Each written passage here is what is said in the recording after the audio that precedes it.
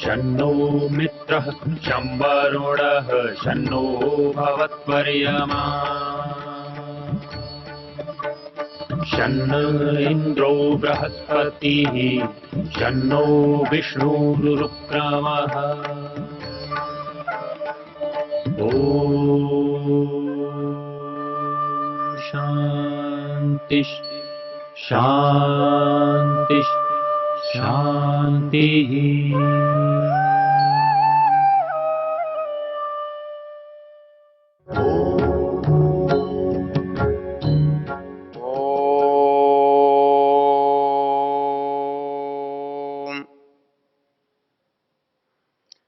हम यजुर्वेद के मंत्र विशेष पर चर्चा कर रहे हैं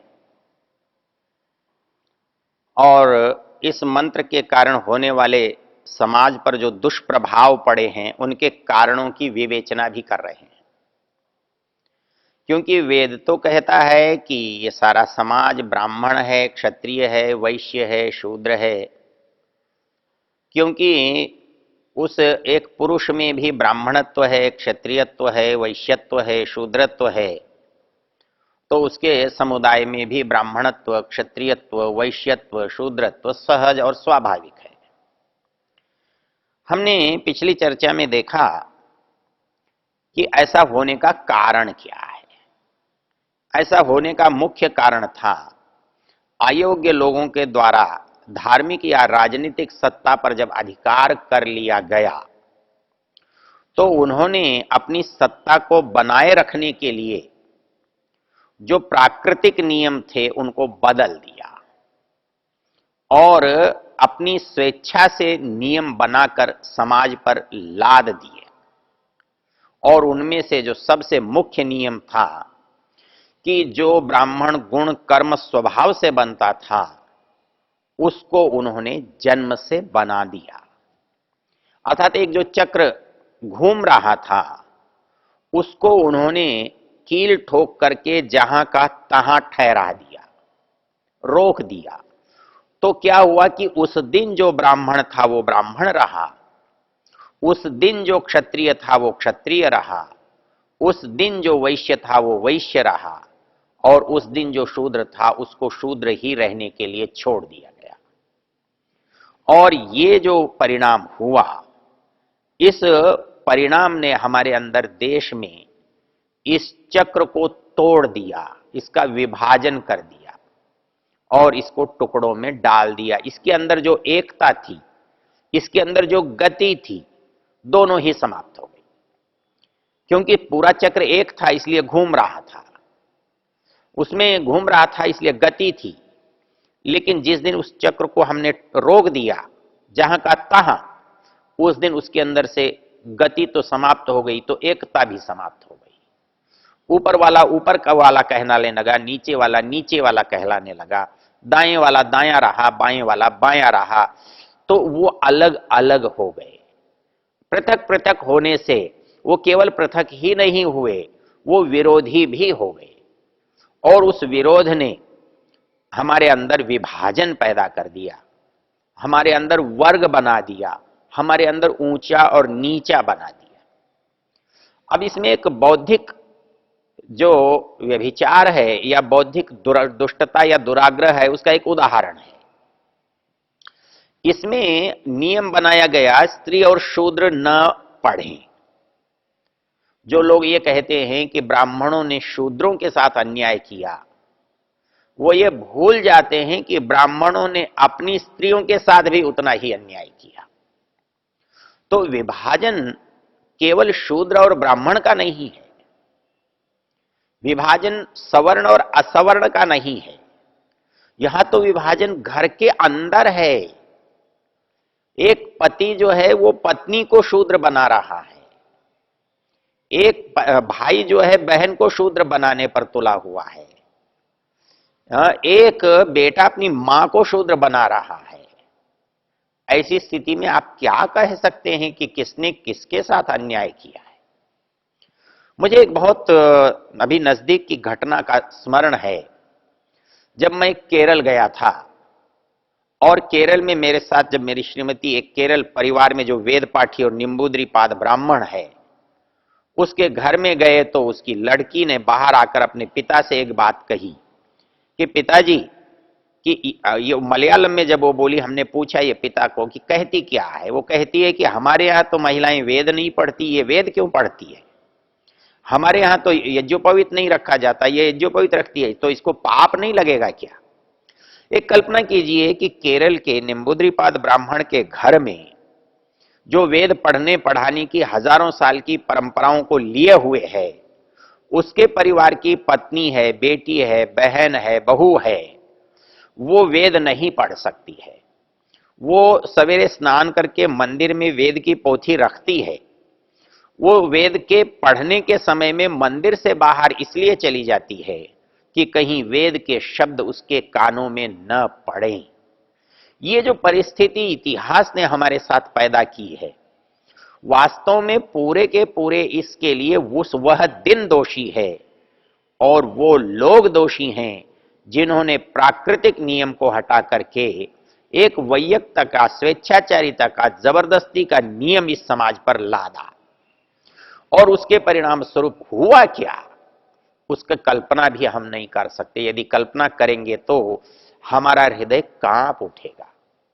हमने वेद पर उस दिन अपने घर के लोगों पर प्रतिबंध नहीं लगाया, उस दिन वेद पर हमने अपने समाज के लोगों पर प्रतिबंध नहीं लगाया, उस दिन हमने वेद पर विश्व के लोगों पर प्रतिबंध लगा दिया।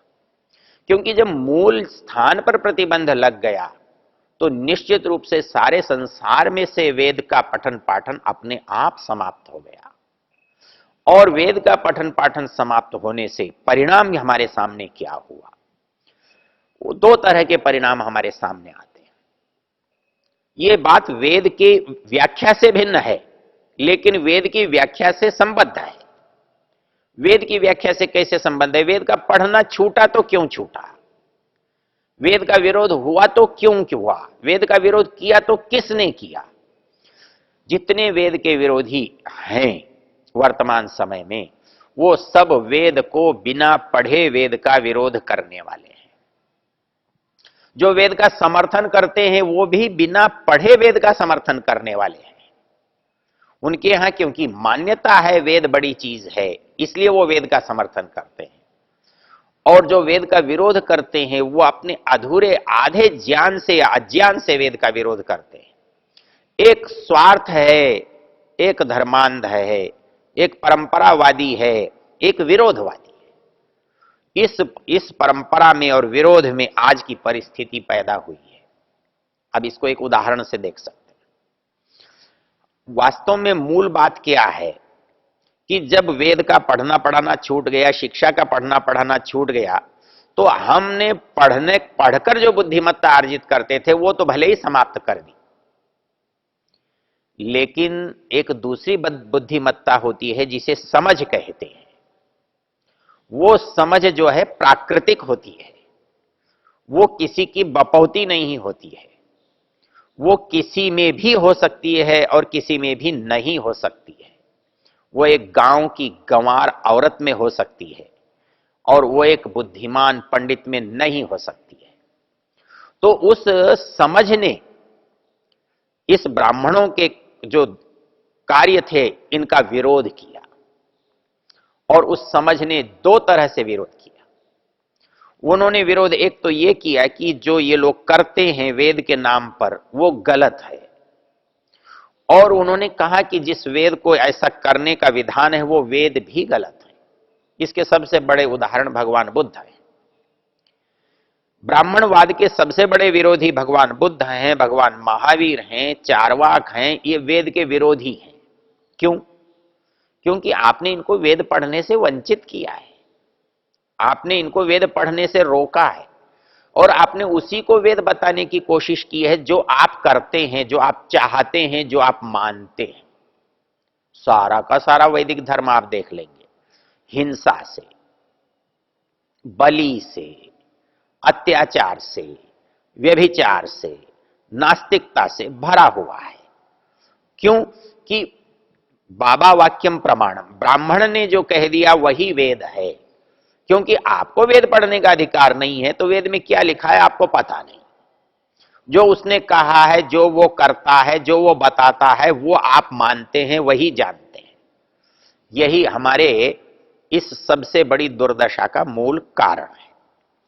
और इसके लिए ब्राह्मणों ने जो काम किया था वो दो तरह से किया था। वो दो तरह से कैसे किया था? एक तरह से तो ये किया था कि आप वेद मत पढ़ो, और दूसरा क्या किया था? पुराण पढ़ो, हम जो लिखते हैं वो पढ़ो, उसी को धर्म ग्रंथ मानो, उसी को वेद समझो, वही जो कहता है उसे प्रमाण मानो। हमारे समाज में परिस्थिति विपरीत पैदा हो गई। आज हम वेद की बात कहते हैं तो कहते हैं वेद क्या है, हमारे यहां तो पुराणों में बहुत अच्छा लिखा है, हमारे यहां गीता में बहुत सुंदर लिखा है, हमारा धर्म ग्रंथ तो गीता है। भले आदमी यदि स्तर पर विचार करेंगे तो गीता कौन से स्तर पर आती है, पुराण कौन से स्तर पर आते हैं, दूसरे ग्रंथ कौन से स्तर पर आते हैं? जब साहित्य का श्रेष्ठता का चरण चढ़ेंगे तो वेद ही सबसे ऊपर होंगे। किंतु आज हमारी दृष्टि में उनका अस्तित्व ही नहीं है। इसलिए जो नीचे से नीचे के ग्रंथ हैं, हमने उनको ही श्रेष्ठता का मानदंड मान लिया, उनको ही मानदंड के रूप में, प्रमाण के रूप में प्रस्तुत कर दिया। और इतनी प्रस्तुत करने की हमारी धारणा दृढ़ हो गई कि हमको लगने लगा वेद तो केवल नाम लेने की चीज है, पढ़ने पढ़ाने की नहीं है। उसका महत्व केवल सुनने, वेद कहने मात्र में है, सोचने और कुछ नहीं है। इस पर भी लंबी बहस शास्त्र में भी हुई और समाज में भी। इसके अतिरिक्त ब्राह्मणों ने एक और काम किया कि जो कुछ वो चाहते थे वही उन्होंने उन ग्रंथों में मिला दिया। मनुस्मृति में तो मिलावट है, गृह सूत्रों में मिलावट है, दूसरे शास्त्रों में मिलावट है। अर्थात जो जो मैंने चाहा, जो मुझे अच्छा लगा, वो मैंने लिख दिया। और इसने एक ऐसी परिस्थिति पैदा कर दी कि जो संस्कृत में लिखा है वो सब प्रमाण है। बिल्कुल उसी तरह से जैसे जो वेद ने कहा है वो स्वतः प्रमाण है। और हमारे मन में एक धारणा बन गई, पंडित जी जो कहते हैं वो प्रमाण है, संस्कृत में जो लिखा हुआ है वो प्रमाण है। ये जानने की, ये सोचने की कोई आवश्यकता नहीं है कि इसका पूर्वापर से विरोध है, इसका औचित अनुचित से संबंध नहीं है, ये मनमानापन है। ये हमारे अंदर से विवेक, क्योंकि हम पढ़ते नहीं थे, हमारे पढ़ने पर प्रतिबंध था, इसलिए वो विवेक हमारे अंदर था ही नहीं। तो ऋषि दयानंद का जो अद्भुत योगदान है वो इन दोनों पर आक्रमण है। उन्होंने ग्रंथों में जो मिलावट हुई उसकी ओर ध्यान दिलाया, और वेद के विरोध में जो ग्रंथ लिखे गए उनकी ओर ध्यान दिलाया। और उन दिलाने का आधार जो था उनका परस्पर विरोधी कथन ही है। अर्थात एक ही व्यक्ति एक ही समय में विरोधी बात नहीं कह सकता। जहां मनु महाराज कहते हैं हिंसा नहीं करनी चाहिए, वही मनु के अंदर हजारों श्लोक ऐसे हैं जो हिंसा को प्रोत्साहन देते हैं।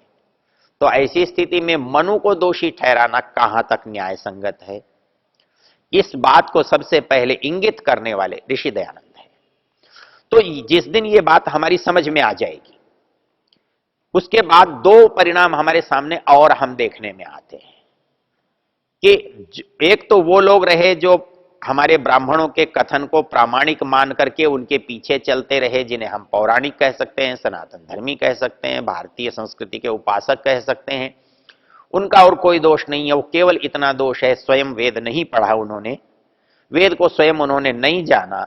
लेकिन जो कुछ ग्रंथों ने, ब्राह्मण ग्रंथों ने, ब्राह्मणों के द्वारा रचित ग्रंथों ने कहा या ब्राह्मणों ने कहा, उसे प्रमाण मान करके, चाहे वो हत्या हो, चाहे वो बलिदान हो, चाहे वो अवतार हो, चाहे वो कुछ भी हो, उसको उन्होंने मान लिया कि ये कह रहे हैं इसलिए ठीक है। दूसरे लोग इस देश में वो पैदा हुए जिनकी साधारण समझ ने इसका विरोध किया, जिनकी साधारण बौद्धिकता ने इस दुष्प्रचार, दुष्प्रयोग का विरोध किया। वो भगवान बुद्ध के रूप में है, वो भगवान महावीर के रूप में है, वो चारवाक के रूप में है, वो माव मार्ग के रूप में है, और वो दूसरे मतांतरों के रूप में है। उनका जन्म इसके विरोध में हुआ। जो कुछ ब्राह्मण कहता है ये मनमानापन है, ये झूठ है और ये वेद नहीं हो सकता, ये विरोध है। इस इतिहास में हम लंबे में नहीं जाएंगे, लेकिन एक बात समझने की है कि ये पैदा कैसे हुआ। और उसके बाद विदेशों में भी वही स्थिति हुई, वहां भी मत मतांतर पैदा हो गए, क्योंकि वहां भी ज्ञान की समाप्ति हो गई, वहां भी वेद नहीं रहा। तो वो चाहे ईसाई बने, मुसलमान बने, कुछ भी बने, वो भी बने। तो वर्तमान जो सारा संदर्भ है, उसके बिगड़ने का जो मूल कारण है, वो कारण है वेद को उसके वास्तविक रूप से ओझल करना, उसके वास्तविक रूप से उसको दूसरों से वंचित करना। और उसके परिणाम स्वरूप पूरे समाज में, जैसे सूर्य के ढक देने से सारे समाज में, सारे संसार में अंधकार छा जाता है, वैसे ही वेद ज्ञान से लोगों को वंचित करने के कारण से सारे समाज में अव्यवस्था और अंधकार छा गया है। और इस अंधकार को समाप्त करने का जो एक प्रयास, और एक सफल प्रयास 5000 वर्षों में कोई किसी ने किया, तो वो ऋषि दयानंद ने यही कहकर किया कि ये वेद प्रतिबंधित नहीं किए जा सकते, ज्ञान प्रतिबंधित नहीं किया जा सकता, कर्म करने की स्वतंत्रता प्रत्येक व्यक्ति को प्राप्त है, ज्ञान पूर्वक किया गया कर्म ही वास्तविक कर्म है, वही आपको अधिक फल देने वाला है। जो रूढ़ी से किया गया है, अज्ञान से किया गया है, स्वार्थ से किया गया है, वो कर्म कभी भी हमारे लिए, समाज के लिए लाभदायक नहीं हो सकता। इस बात को ऋषि दयानंद ने समझा और हमें समझाया है। और आज की उस परिस्थिति में जब आप देखते हैं, आप देखेंगे कि जो कुछ अर्थ वेद में अर्थ था, उसका अनर्थ क्यों हुआ। उसका अनर्थ इसीलिए हुआ कि हमने वेद को वेद की दृष्टि से नहीं देखा। इस बात को समझने के लिए मनु की एक पंक्ति बहुत अच्छी है, उसको देखने से ये जो प्रकरण है ये स्पष्ट होता है। वो ये कहते हैं कि आप कहते हैं वेद धर्म है, वेद के मानने वाले कहते हैं वेदो अखिलो धर्म मूलम। धर्म वो चीज होती है जो करने और न करने के बीच निर्णायक होती है, अर्थात जो किया जाना चाहिए उसे धर्म कहते हैं, और जो नहीं किया जाना चाहिए उसे अधर्म कहते हैं। जिसके करने से लाभ हो, उन्नति हो, हित हो, शांति हो, सुख हो, उसे धर्म कहते हैं। और जिसके करने से हमको कुछ दुख हो, कष्ट हो, स्वयं को हो, समाज को हो, उसे अधर्म कहते हैं। तो इस दृष्टि से जब आप विचार करते हैं तो कहते हैं वेदो अखिलो धर्म मूलम, अर्थात वेद समस्त धर्म का मूल है, अर्थात सारी अच्छी व्यवस्थाओं का मूल है, जड़ है। जब वेद मूल है तो उसको हम कैसे जाने, कैसे समझें। धर्म वो है। मनु महाराज कहते हैं आप धर्म जानना चाहते हैं, आप धार्मिक बनना चाहते हैं, तो उसके लिए कुछ कसौटियां हैं। आप यदि उनके अनुसार चलते हैं या उनको समझते हैं तो आप धार्मिक बन सकते हैं। कैसे बन सकते हैं? वो कहते हैं आर्षम धर्मोपदेशंच वेद शास्त्रा विरोधिना यस्तर्केणानुसंधत्ते स धर्मम वेद नेतर। हम धर्म को जानना चाहते हैं तो वेद शास्त्रा विरोधिना, वेद और शास्त्र के बिना तो नहीं जान सकते। वेद और शास्त्र उसका मूल है। कहता है लेकिन और क्या हो सकता है? आर्ष, जो कुछ ऋषियों ने कहा है, अर्थात उन लोगों ने कहा है जो वेद को जानते थे, और उन्होंने हमको समझने के लिए इस बात को कहा है। तो इस दृष्टि से जब हम विचार करेंगे तो हम पाएंगे कि वेद का जो वचन है वो मिथ्या है नहीं, मिथ्या लग रहा है समझ न होने के कारण से। ओ